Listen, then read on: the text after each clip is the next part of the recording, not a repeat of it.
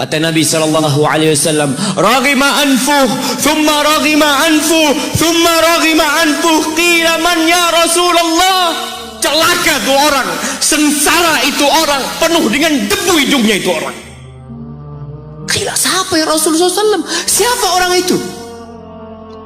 Man adraka walidayhi aw ahadahuma thumma lam yadkhulil jannah. Orang yang hidup bersama orang tuanya, satu atau kedua-duanya. Dia hidup mendapatin satu atau dua orang tuanya masih hidup. Celaka orang ini kalau ternyata nggak bisa masuk surga dia, jamaah. Jamaah, pintu surga yang paling indah, kata Nabi SAW, itu orang tua kita, bapak ibu kita. Dan dia dekat sama kita. Dialah yang melahirkan kita. Dialah yang punya jasa besar sama kita. Kalau kepada mereka antum nggak bisa masuk surga lewat keduanya, antum mau lewat pintu yang mana masuk surga? Ustaz, ana mau masuk lewat pintu sodakoh. Bisa jadi sodakoh antum hanya pencitraan dari antum, karena sama orang tua antum nggak baik. Antum berbuat baik sama manusia, antum bangun masjid, antum bantu anak yatim, sama orang tua sendiri nggak baik, berarti antum riak selama ini berbuat. Wallahi jamaah, kita perlu lihat awsatu abwabil jannah. Kata Abu Darda, sami'tu Rasulullah sallallahu alaihi wasallam yaqul, aku mendengar Rasulullah SAW bersabda, al-walid awsatu abwabil jannah. Orang tua itu pintu surga yang paling indah. Fa in syi'ta fa'adi dzalikal bab aw ihfazhu. Kalau engkau mau, engkau buang itu pintu. Kalau engkau mau, engkau jaga itu pintu. Wallahi jamaah, nggak main-main urusan berbakti sama orang tua. Jamaah, ada seorang suami istri bawa ibunya, kalau nggak salah dari Timur Tengah sana, dibawa ke Amerika berobat ibu. Itu yang perempuan itu, istrinya itu nangis terus jagain ibunya di ruang ICU. Dia nunggu di luar, dia tungguin ibunya. Suaminya kadang-kala keluar. Perawatnya itu heran ngelihat dia ini penampilannya gak seperti biasanya di Amerika. Maka perawatnya penasaran, tanya, "Anti kok nangis terus?" kata dia. "Siapa yang sakit ini?" Kata perempuan itu, "Mertua Ana," kata dia. "Mertua? Anti begitu pedulinya sama mertua anti?" Ana sama ibu Ana sendiri nggak tahu kemana ibu Ana. Ana hanya ingat sekali dalam setahun Ana kirim hadiah buat ibu Ana. Lalu perempuan ini mengatakan, "Ana muslimah, aku seorang muslim." Apa itu Islam? Diceritakan tentang Islam sama dia. Akhirnya wanita ini tertarik untuk masuk Islam. Dikasih buku, berangkat ke Islamic Center, masuk Islam jamaah. Hanya melihat akhlak seorang muslim berbakti kepada orang tuanya. Hanya melihat, dia nggak bicara apa-apa. Allah mengatakan, wa wassaynal insana biwalidayhi ihsana. Kata Allah, kami mewasiatkan kepada manusia, memerintahkan kepada manusia agar berbuat baik kepada kedua orang tuanya. Jadi yang nyuruh antum berbuat baik itu bukan paman antum, bukan ustadz, tapi Allah. Allah perintahkan kepada kita untuk berbuat baik sama orang tua, walaupun orang tua antum kafir. Ada sebagian pertanyaan Yang kadang kala datang mengatakan, Ustadz, anak ini dibuang sama orang tua anak dulu Ustadz. Anak punya bapak menceraikan ibu anak. Ibu anak akhirnya bekerja, bapak anak bekerja, anak dititipkan ke kakek dan nenek. Sekarang ketika anak sukses, bapak ibu anak ingin anak berbakti sama dia. Subhanallah, yang nyuruh antum berbakti bukan bapak ibu antum, tapi yang menciptakan antum yang nyuruh antum berbakti. Cukup tubuh antum itu berasal dari darah orang tua antum. Lalu antum berpikir gak mau berbakti sama orang tua. Yang orang tuanya jahat sama dia, merasa dizalimin sama orang tua. Orang tua anak pilih kasih Ustaz, orang tua anak seperti ini seperti itu. Iya, seburuk apapun orang tuamu, tetap itu orang tuamu. Dan Allah nyuruh kamu berbuat baik sama orang tua. Wallahi jamaah, ada seorang syekh cerita dalam salah satu ceramahnya, cerita tentang seorang dokter perempuan di sana, di Arab sana. Ada seorang anak lelaki bawa ibunya masuk ke dokter ini. Subhanallah, ibunya ini gila. Anak-anak muda belum nikah, dia bawa ibunya. Nanti ibunya tersenyum sendiri, ketawa sendiri. Masuk ke ruang dokter itu, mejanya dokter diputerin sama ibunya. Anaknya minta maaf, ya dok, kata dia, sekali-kali nanti ngeliat di televisi dokter itu ada gambarnya Ka'bah. Ibunya ngomong, nak, kau bukan nak ngomong, kamu bohong mat kau bohong sama ibu, katanya mau dibawa umroh ibu, kata dia. Nanti diludahin anaknya, digigit anaknya, nanti kerudungnya ibunya terbuka, dipasangin lagi. Itu dokter tanya sama anaknya, ini siapa? Ibu anak, kata dia. Sejak kapan dia seperti ini? Sejak lahir. Loh, terus gimana engkau bisa lahir? Iya, sama kakek anak, ibu anak dinikahkan, tapi 10 bulan diceraikan. Ya karena seperti ini Pak, anak akhir dari rahim ibu anak. Dan seperti ini kelakuan. Iya, kata dia. Engkau berbakti sama dia, kata dia. Dia kan gak kenal sama engkau. Iya, dia gak tahu sama anak, tapi Allah tahu kalau dia ibu anak kan. Allah tahu kalau dia ibu anak. Anak harus berbakti. Ditanya, ibumu sakit apa? Ibu kena gula, kata dia. Setelah dikasih resep, itu dokter cerita, pasiennya keluar, ditutup pintunya. Dokter ini nangis. Dia mengatakan, ana sering dengar ceramah tentang birrul walidain, ana sering mendengarkan tausiah ustaz tentang berbakti kepada orang tua, tapi ana baru sekarang melihat kebaktian seorang anak sama orang tuanya. Ibunya gila, dia tetap berbakti. Dan dia mengatakan, iya, ibu anak gak tahu sama anak, tapi Allah tahu kalau dia ibu anak. Dan yang ngasih wasiat supaya kita berbakti sama orang tua itu Allah jemaah. Apapun yang dilakukan orang tua kita, apalagi ibu. Allah katakan, hamalathu ummuhu kurha wa wada'athu kurha. Ibu kita, hamil kita itu dalam kondisi yang sulit. Ada ibu yang harus bed rest demi anaknya lahir. Demi kita lahir, ibu kita itu bed rest. Capek dikit keluar darah. Ada yang harus hamil kita dalam kondisi dia ditinggal sama suami. Dia harus cari nafkah sendiri. Ada yang harus muntah-muntah demi kita. Allah. Lalu kita berdiri buat ibu kita, capek. Diceritakan seorang, ya kita semua tahu ceritanya, tentang 3 orang yang masuk ke dalam gua. Kemudian gua itu tertutup dengan batu yang menggelinding. Lalu mereka bertawasul dengan amal soleh mereka.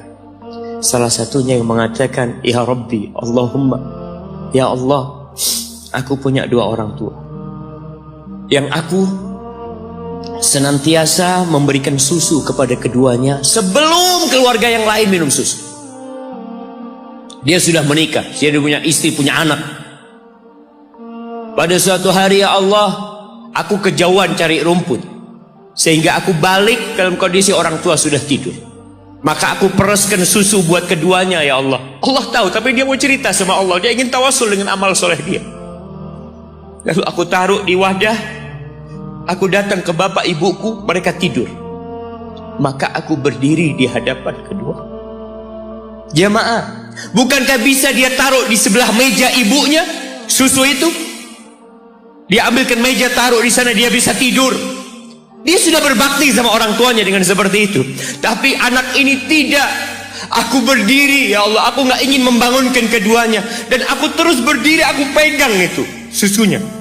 Sampai mau subuh bangun, aku serahkan kepada kedua. Anak-anaknya nangis minta susu. Kata dia, lah, sampai bapak ibu aku minum. Kalian jangan minum. Kita kadang-kala sudah menikah lebih peduli sama istri kita, lebih peduli sama anak-anak kita. Nggak ada hadis yang mengatakan anak itu pintu surga, jemaah. Yang ada itu orang tua pintu surga. Kita peduli sama anak-anak kita. Beli oleh-oleh buat istrinya. Ditelepon istrinya mau apa, kepingin apa. Pernahkah engkau telepon ibumu? Tanya, Umi kepingin apa, Umi? Ana lagi dalam perjalanan, Umi. Jamaah, itu anak, Masya Allah, dia berdiri. Kenapa dia kuat, jamaah? Karena dia tahu Allah yang nyuruh dia berbakti. Mungkin tidak ada yang melihat berdirinya dia, tapi Nabi ceritakan berdirinya dia.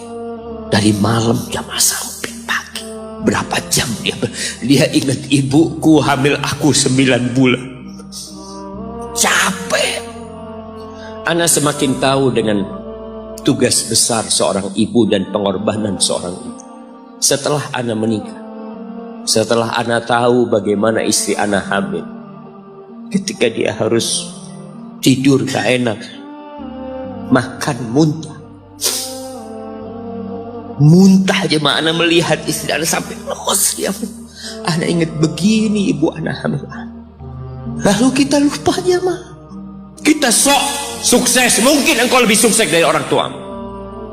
Tapi kalau nggak ada bapak ibu, engkau nggak akan pernah lahir di muka. Allah ceritakan ibunya hamil dia. Wa wada'athu kurha, dan melahirkannya dalam kondisi sulit. Kadangkala perut ibu kita itu disobek demi kita keluar dari perut ibu kita. Antum meninggalkan luka di ibu, itu dijahit. Kalau antum anak ketiga, Allahu Akbar, berapa kali dibelah perut ibu kita, coba. Tubuhnya jadi jelek gara-gara kita. Tapi dia nggak peduli, yang penting antum lahir dengan selamat. Kalau ibu kita dikasih pilihan, ini nggak bisa diselamatkan dua-duanya, salah satunya akan meninggal dulu. Kira-kira apa kata ibu antum? Iya, nggak apa-apa dok, selamatkan bayinya dok. Nggak apa-apa dok, biar dia lahir dok. Subhanallah. Berapa banyak ibu yang meninggal dunia ketika dia melahirkan anak. Wa hamluhu wa fisaluhu 30 syahra. Hamilnya dan menyusuinya itu 30 bulan. Artinya bukan ketika antum lahir selesai lelahnya ibu kita. Memang ketika antum lahir dengan selamat, Allahu Akbar, ibu itu lupa dengan rasa sakit dia 9 bulan. Ibu itu lupa dengan jeritan dia mengeluarkan kita ketika kesakitan. Itu lupa. Dia tersenyum, dia bawa anaknya, ditaruh di dadanya. Allahu Akbar. Kalaupun ada air mata yang menetes, itu air mata kebahagiaan orang tua dengan hadirnya kita di muka bumi ini. Lalu kita bisa berjalan, kita nggak bisa apa-apa lahirnya. Allah rekam kebaikan ibu kita.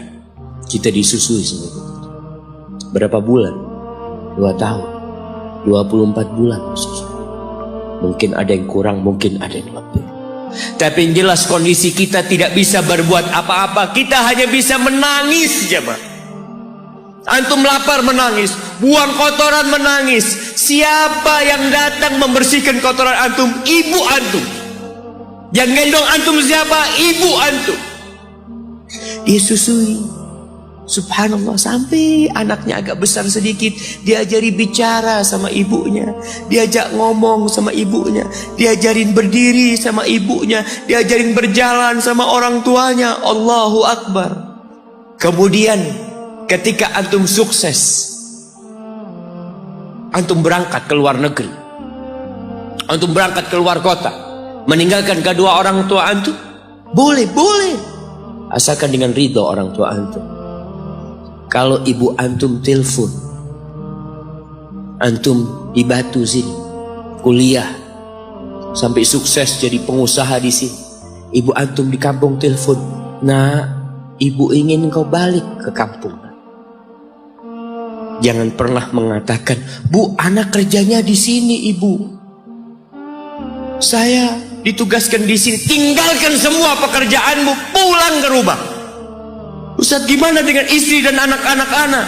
Yang ngasih makan istri sama anak-anak antum itu Allah Jalla Jalla. Bawa pulang ke kampung, hidup sama ibu antum.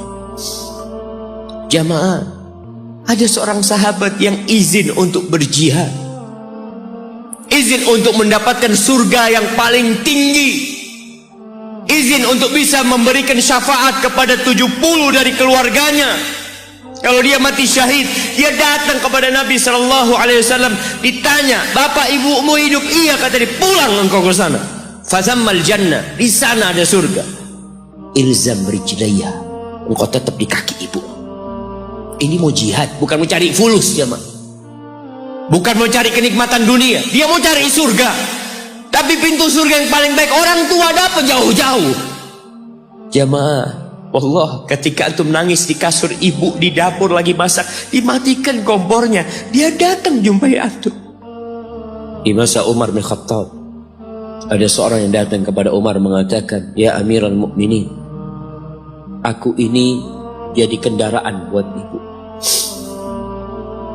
Aku ini yang membersihkan kotoran ibu, dan aku palingkan wajahku. Ibuku sudah lumpuh, gak bisa apa-apa. Dan aku berusaha untuk berbakti sama. Aturani qad jazaituha. Gimana menurut? Apakah aku sudah balas kebaikan ibuku? Kata Umar, la. Enggak, belum.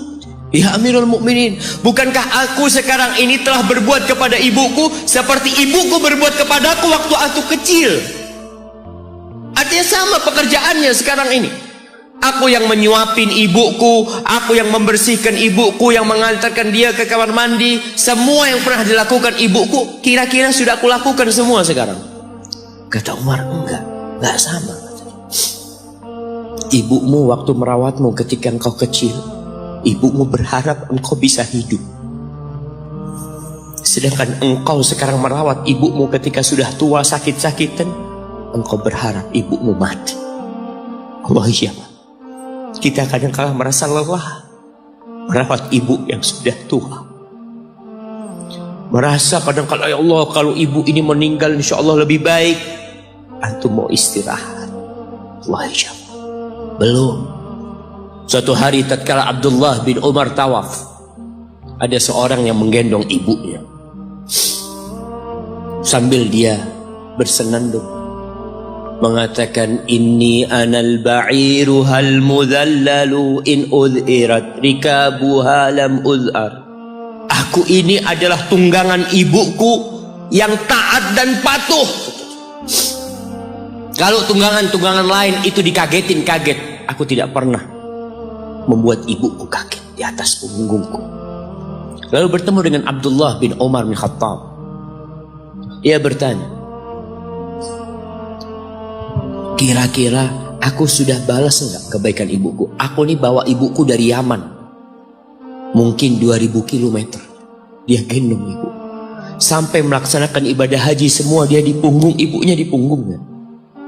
Dia tanya, aku sudah balas enggak kebaikan ibuku? Apa kata Abdullah bin Umar bin Khattab? Wala bi talqatin min talaqat. Rasa sakit ibumu ketika dia mengeluarkanmu, yang ibu itu kesakitan, satu rasa sakitnya belum engkau balas. Bagaimana dengan kebaikan dia yang lainnya? Tapi engkau telah berbuat baik kepada ibu. Maka kita nggak boleh merasa sudah berbuat baik sama ibu kita, apalagi merasa sudah balas budi. Na'udzubillah. Ridallah fi ridal walidain. Keridhaan Allah bergantung kepada keridhaan orang tua kita. Wa sukhtullah fi sukhtil walidain. Dan kemurkaan Allah bergantung dengan kemurkaan kedua orang tua kita. Wa an a'mala salihan tardah. Bantulah hamba untuk beramal soleh yang kau ridhain. Wa aslih li fi dzurriyyati. Dan perbaiki aku di anak keturunanku, ya Allah. Jamaah, balasan untuk orang yang berbakti kepada orang tuanya kontan Allah bayar di dunia sebelum di akhirat. Balasan buat orang yang durhaka sama orang tuanya kontan nih, dibayar di dunia sebelum di akhirat. Ma min dzambin ahaqqu an yu'ajjilallahu lahul uquba fid dunya ma'a ma yudakhiru lahu fil akhirah minal baghi wa qati'atir rahim, wa fi riwayah wal uquq. Tidak ada dosa yang lebih pantas untuk dibalas di dunia sebelum di akhirat nanti daripada kezaliman dan kedurhakaan kepada orang tua. Jadi kalau bicara berbakti sama orang tua, itu bukan kita ngasih tahu sama anak kita, nah kamu harus berbakti sama orang tua, nah kamu harus seperti ini pada orang tua. Nggak perlu.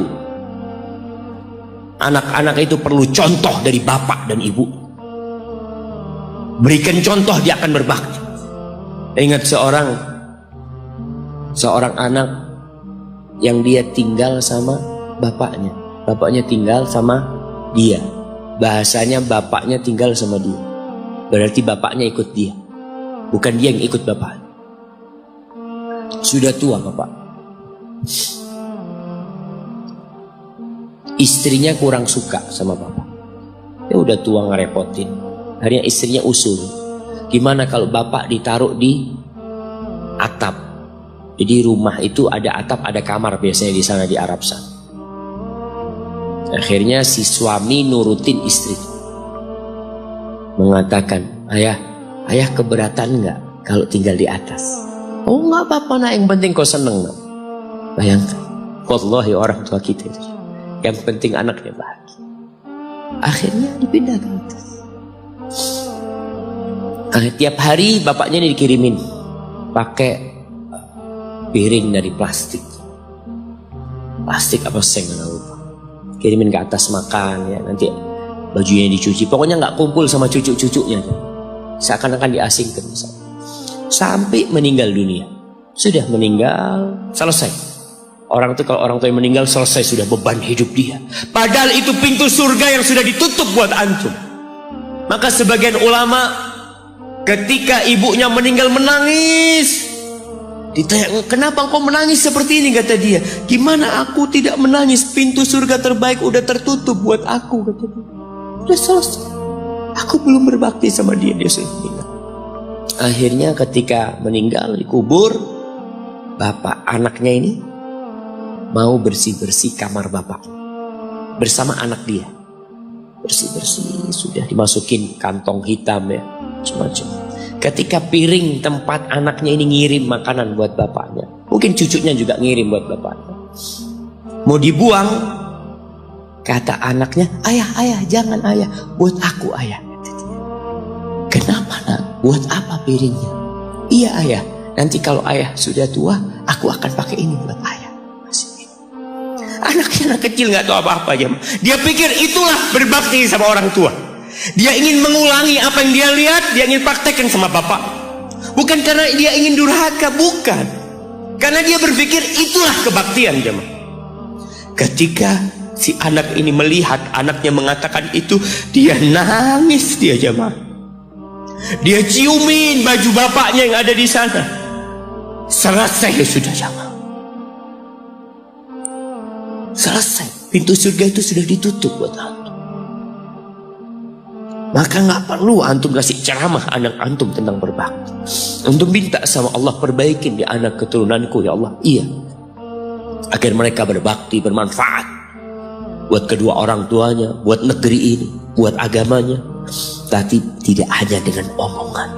Kalau seorang ayah suka duduk sama ibunya, pijetin kaki ibunya. Antum suka ambilin sandal buat bapak antum. Kadangkala kan orang kalau pakai sandal masuk rumah itu sandalnya ngadep ke rumah. Antum suka belokin. Antum keluar dari masjid, sandal bapak antum lurusin. Antum gak usah suruh anak antum melakukan itu sama antum. Dia akan lakukan itu sendiri. Birrul walidain, berbakti kepada ibu khusus.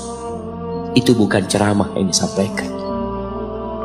Bukan pidato yang disampaikan oleh seorang orator. Enggak. Tapi sesuatu yang kita praktekkan dalam kehidupan. Inni tubtu ilaika wa inni minal muslimin. Ya Allah, aku tobat ya Allah. Aku mohon ampun kepadamu. Aku termasuk orang-orang yang berserah diri. Jamaah, man ahqun nas bi husni sahabat. Siapakah manusia yang paling pantas mendapatkan kedekatan kita sama dia? Sahabati. Bukan hanya servis dari kita, tapi pendampingan dari kita. Kita lebih sering duduk sama sahib-sahib kita. Ini ketika sahabat bertanya, siapa ya Rasul sallallahu alaihi wasallam? Qala ummuk, ibumu. Qultu tsumma man? Setelah ibu siapa? Ummuka, ibumu lagi. Qultu tsumma man ya Rasulullah? Iya, aku tahu ibu. Kemudian ibumu lagi. Qultu tsumma man? Tsumma abuk, baru bapakmu, baru orang yang dekat lainnya. Bayangkan Rasulullah sallallahu alaihi wasallam ya, sampaikan ini kepada ya aktivis gender yang mengharapkan persamaan lelaki dengan wanita. Di dalam agama kita wanita diletakkan 3 kali di atas laki-laki dalam kebaktian. Bukan sama bapak, tidak. Maka bapak jangan pernah iri ketika melihat anaknya lebih cinta sama ibunya, lebih berbakti sama ibunya, karena itu syariat Allah Jalla Jalaluh. Iya, kita tetap berbakti sama bapak kita. Tapi ibu kita, kenapa kok ibu 3 kali? Bapak tidak ikut hamil. Rasa lelah ibu tidak pernah dirasakan bapak. Bapak tidak ikut melahirkan.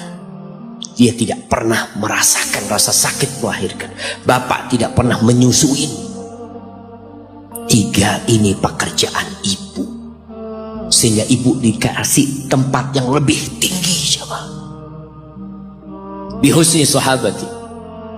Dengan pendampingan kita, dengan kebaikan kita, ibu kita. Maka berusaha jamaah untuk sering-sering kumpul sama ibu ya. Duit bisa dicari, tapi ibu kalau mati, antum akan menyesal. Antum gak bakal ketemu lagi. Akan datang satu saat antum hanya ingin melihat wajah ibu antum. Gak ada lagi. 3 kali dia jamaah. Jangan takut duit antum habis untuk berbakti sama ibu. Jangan berpikir kalau uang untuk beli tiket terus Ustaz habis. Ya Allah, antum nggak percaya sama Allah.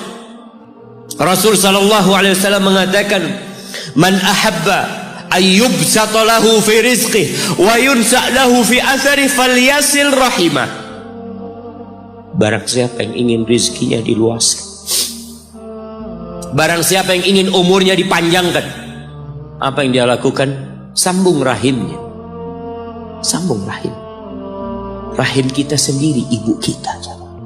Kita dari sana keluar. Itu yang paling berhak mendapatkan kebaktian kita. Antum jangan takut kehabisan waktu.